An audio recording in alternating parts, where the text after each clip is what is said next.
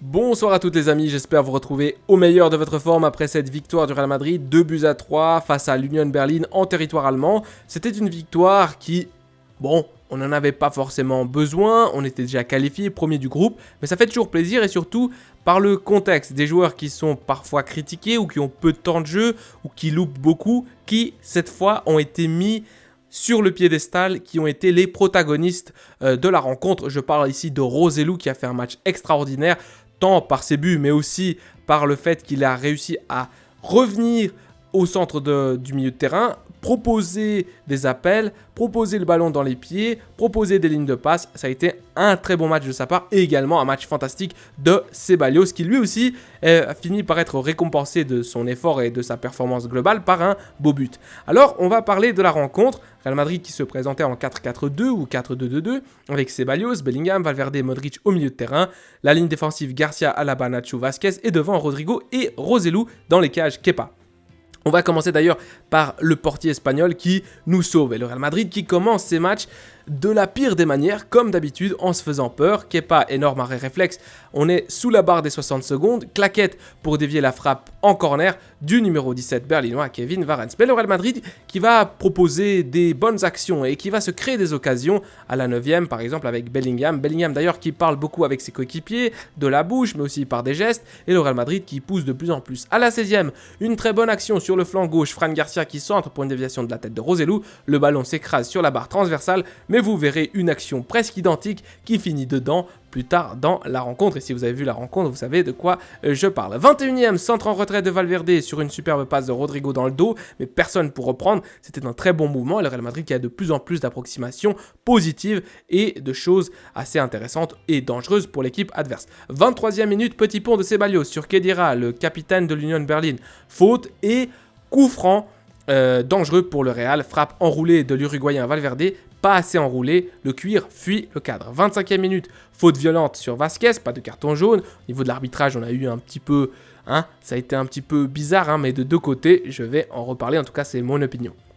Beaucoup de passes du côté du Real qui prend son temps pour construire depuis l'arrière, mais ne trouve pas forcément et pas souvent une brèche, un chemin clair par où attaquer. Je me demande d'ailleurs combien de ballons ont touché nos défenseurs centraux. Le Real qui domine, mais sans être brillant non plus. Un Real qui pousse beaucoup, qui fait tourner le ballon.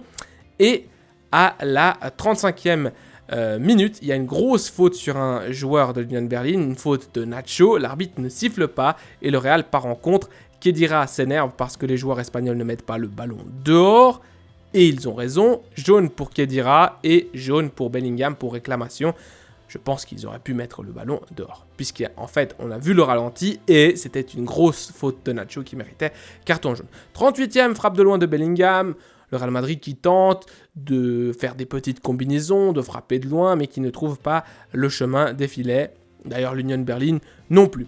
43e, d'ailleurs, on retrouve l'Union Berlin qui perd le ballon de façon stupide, directement le cuir pour Roselu, et grosse occasion pour l'Espagnol qui essaye de nous mettre un extérieur du pied dans la lucarne à la Quaresma, à côté, pas de chance. Et là, arrive la minute 44, penalty pour le Real, en faveur du Real, centre dévié une première fois, ensuite touché de la main par Diogo Leite, penalty clair, et malheureusement très mal exécuté par Modric, un penalty mou comme du yaourt, au milieu là, et le gardien qui plonge mais l'arrête des pieds. Donc voilà, on peut dire qu'il a aussi eu un peu de chance, mais le penalty n'est pas très bien tiré. Et là, le gardien danois, le portier danois de l'Union Berlin, qui dégage très rapidement, Alaba glisse, n'arrive pas à dégager le ballon, la perd, le cuir se retrouve dans les pieds de Voland, et il est en 1 contre 1 contre Kepa, 1-0 pour l'Union Berlin.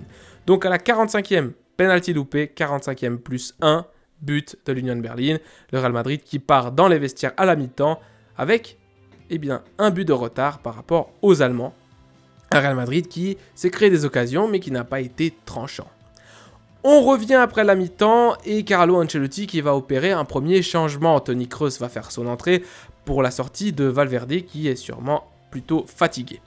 On retrouve l'Allemand à la 49e, un coup franc de Kroos, le ballon est mal dégagé, une reprise de volée ensuite de Lucas Vazquez à l'entrée de la surface. Ouf, ça aurait pu être un très beau but, ça aurait pu être le but de l'égalisation du côté du Real. 54e, faute d'anti-jeu de Alaba pour éviter un contre, carton jaune pour l'Autrichien. Alaba qui a évidemment été très fautif lors du but de l'Union Berlin, qui ne fait vraiment pas un bon match, même un match plutôt très mauvais de sa part. Un carton jaune ici, il est en retard, il doit complètement arracher le joueur pour éviter le contre.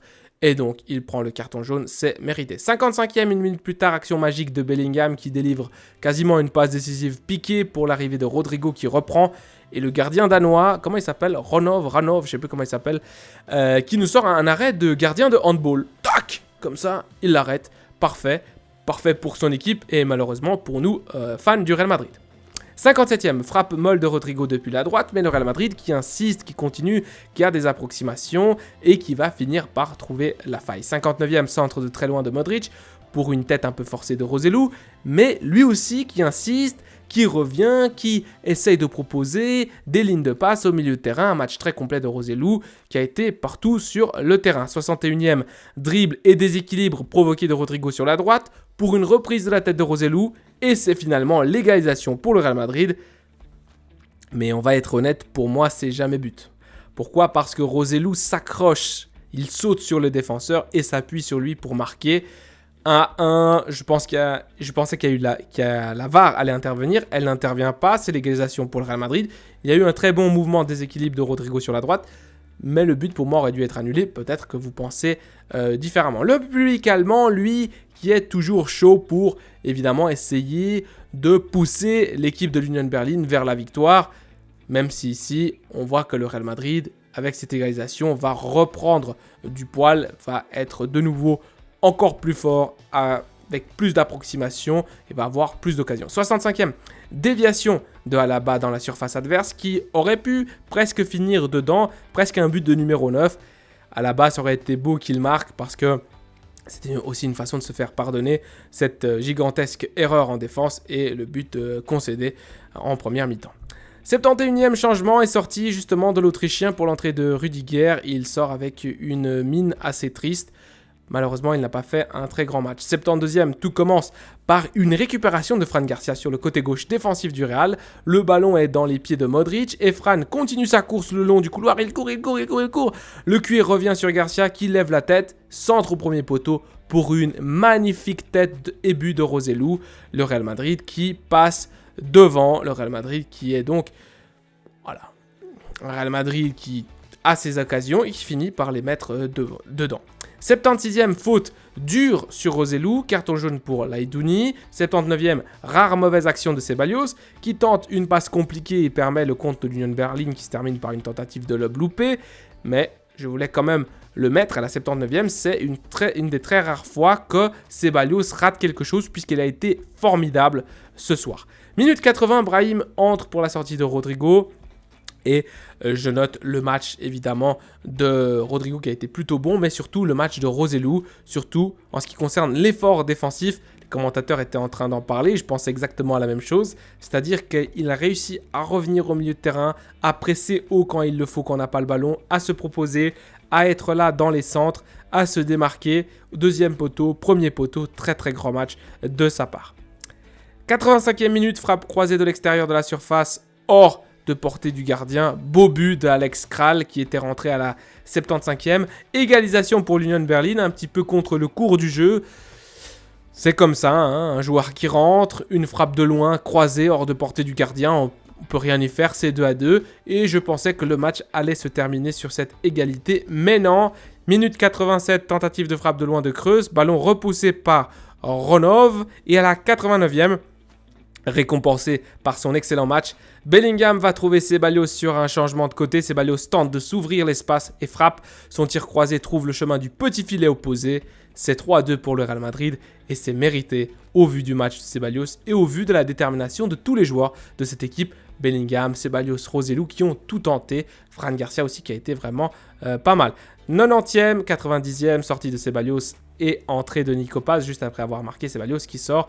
Et ensuite, le match qui s'est terminé avec quelques actions encore et un bon arrêt par exemple à la 90e plus 2 de Kepa qui est resté très attentif jusqu'à la fin.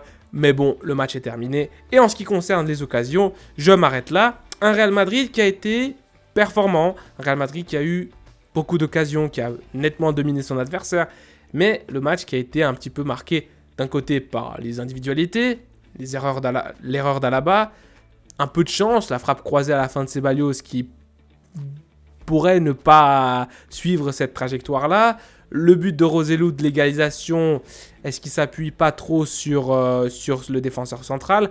Bon, un match bien mené des deux équipes, un Real Madrid qui finalement fait le plein et un Real Madrid qui part à la maison avec donc toutes les victoires possibles en cette phase de groupe et qui réussit à se qualifier tranquillement pour les huitièmes de finale comme premier de son groupe. Rapidement, au niveau des statistiques, on voit qu'il n'y a pas photo, 23 tirs du Real Madrid à 8, 9 tirs cadrés à 5 et surtout 75% de possession de balle, 75% de possession de balle pour les Madrilènes. Il n'y a pas photo au niveau des occasions et au niveau du contrôle du jeu.